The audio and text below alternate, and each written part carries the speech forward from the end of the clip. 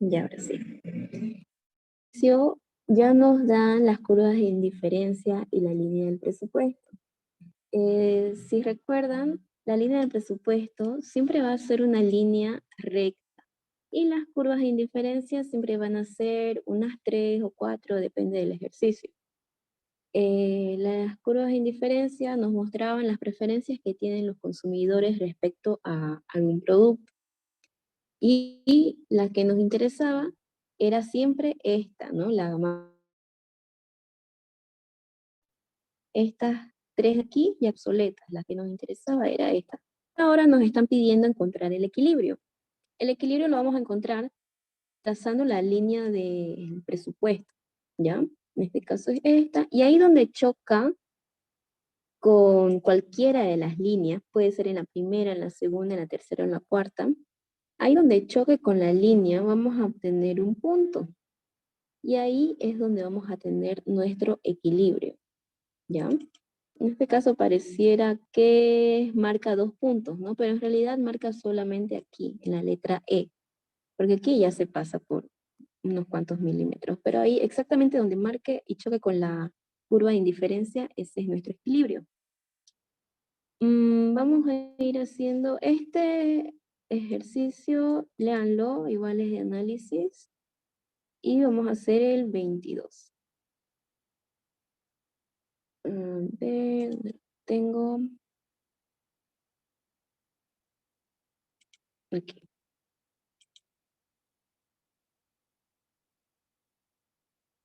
Mm, mm, mm.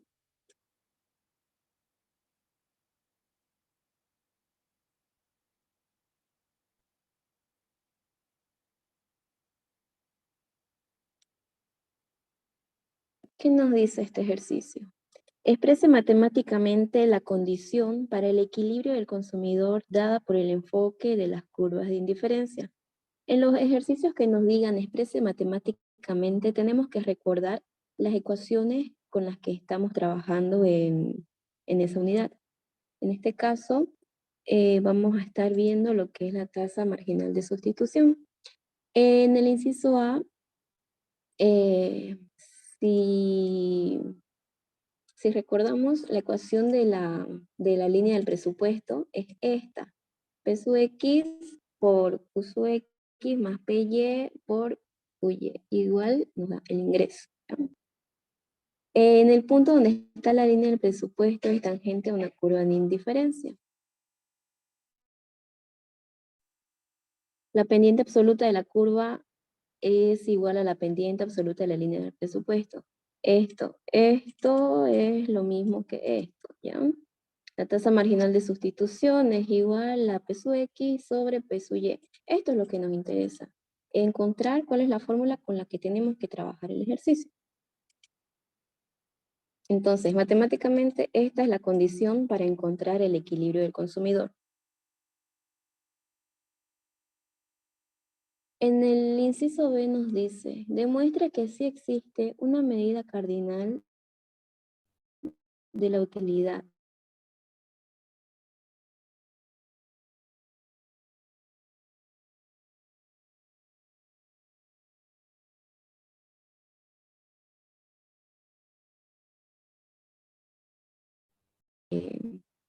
La línea del presupuesto es esta. Entonces, para resolver esto, el libro nos dice que supongamos que un consumidor puede medir las utilidades, ¿ya? Y por tanto las utilidades marginales numéricamente. Y nos da una cantidad de Q sub X y una cantidad de Q sub Y. Aquí no hay que calcular nada, ya los cálculos están hechos y nos dan directamente la utilidad marginal de X sería 5 y la utilidad marginal de Y sería 1. ¿Qué nos dice? Entonces, el consumidor puede renunciar a 5 unidades de Y por una unidad adicional de X, porque el cambio no modifica su utilidad neta. ¿Qué nos quiere decir esto? Si, por ejemplo, a X le asignamos, no sé, pongámosle pantalones, y a Y vamos a suponer que son blusas, ¿ya? Si yo vendo pantalones, voy a tener una utilidad de 5. Y si vendo blusa, voy a tener una utilidad de 1. ¿Ya? Entonces, o comprar. Aquí puede ser comprar, puede ser vender, pero vamos a tener 5 y 1. Entonces, si aquí yo puedo elegir, ¿no? Para tener un equilibrio y poder gastar mi presupuesto, yo puedo o bien comprar 5 pantalones o bien comprar una blusa. ¿Qué me conviene? Me conviene comprar los 5 pantalones porque me llevo más y pago lo mismo. En cambio, si pido una blusa, la blusa, por ejemplo, mi ingreso puede ser 200 bolivianos, mi blusa me cuesta 200, o me llevo 5 pantalones por 200, un ejemplo, ¿no? Entonces, aquí la utilidad, el número que nos interesa es este, el 5, porque es el número más alto. Entonces, en la tasa marginal de sustitución va a ser 5, tanto de X como de Y, para las cantidades dadas. Y de aquí volvemos a la fórmula que nos dieron en el inciso A, donde la tasa marginal de sustitución es igual a la utilidad marginal de X sobre la utilidad marginal de Y. Y vamos a sustituir. Entonces, esto es igual a estos dos. Podemos utilizar cualquiera de los dos para resolver los problemas que se nos den, pero en el ejercicio solamente nos está diciendo que despejemos el ejercicio para encontrar las fórmulas con las que tenemos que trabajar. No nos está dando a calcular absolutamente nada. ¿Ya? ¿Hasta aquí tienen alguna duda? Uy,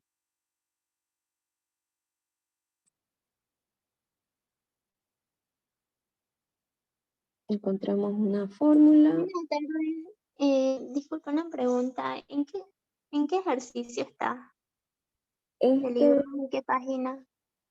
el 4.22, a ver qué página es.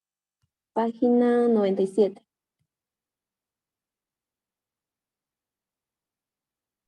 Ok, gracias. Ya.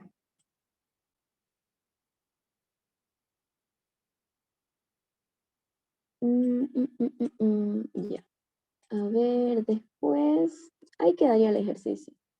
4.22. En el 23,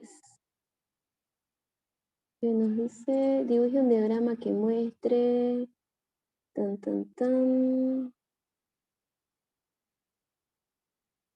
Igual el 23, léanlo, analícenlo, porque es pura teoría, básicamente, y es cortito.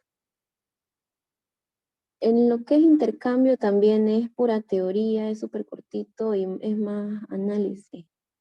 Igual en la explicación que les deja antes de estos ejercicios, igual es muy breve, entonces este punto de intercambio no creo que lo vaya a tomar en cuenta. Ahora 4.27.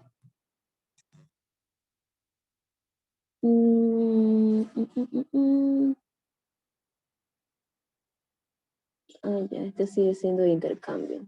Sí, el intercambio lo vamos a dejar a un lado y vamos a pasar al 4.28. La curva de ingreso-consumo y la curva de Engel. ¿Qué nos dice este problema? Si los gustos del consumidor se representan mediante las curvas de indiferencia 1, 2, 3 del problema 4.11 y permanecen sin cambio durante un periodo de análisis y el precio de Y y X permanece sin cambio y el ingreso monetario aumenta. Ya, en este ejercicio tenemos varias cositas. Primero, ya nos van a dar el gráfico de las curvas de indiferencia, ¿ya? Eso no tenemos que calcular nada y ya nos lo da. Pero en todo caso podría ser que les salga una tabla para hacer las curvas de indiferencia. Una tabla para hacer las curvas de indiferencia podría ser como la de la página 103. A ver, se las voy a mostrar.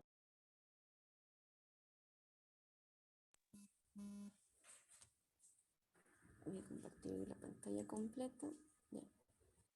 En caso de que no les dieran la gráfica de las curvas de indiferencia y les pida que ustedes la hagan, les van a dar una tabla así como esta.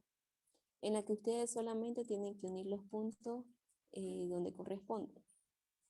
Pero en este caso ya nos da aquí las curvas de indiferencia.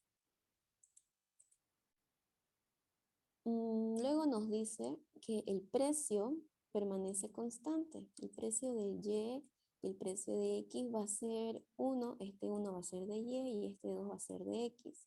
El precio no va a cambiar, se mantiene constante. Y luego lo que varía va a ser el ingreso. El ingreso va a subir de 12 a 16 y luego de 16 va a subir a 20 por periodo. Entonces tenemos que encontrar la curva ingreso-consumo y la curva de Engel. Aquí en el libro nos da directamente ya las líneas del presupuesto, porque estas son las líneas del presupuesto, estas rectas de acá.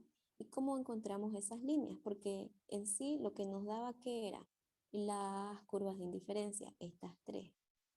Para encontrar estas curvas de presupuesto lo que vamos a hacer es lo que ya habíamos hecho antes, al principio casi del capítulo 4. Tenemos que primero el ingreso va a ser de 12, el precio de Y va a ser 1 y el precio de X va a ser 2.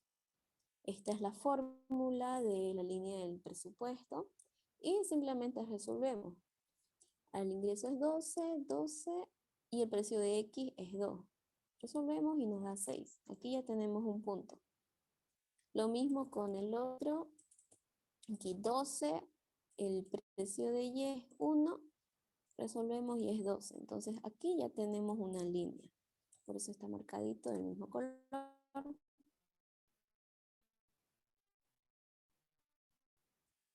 Con el número 16.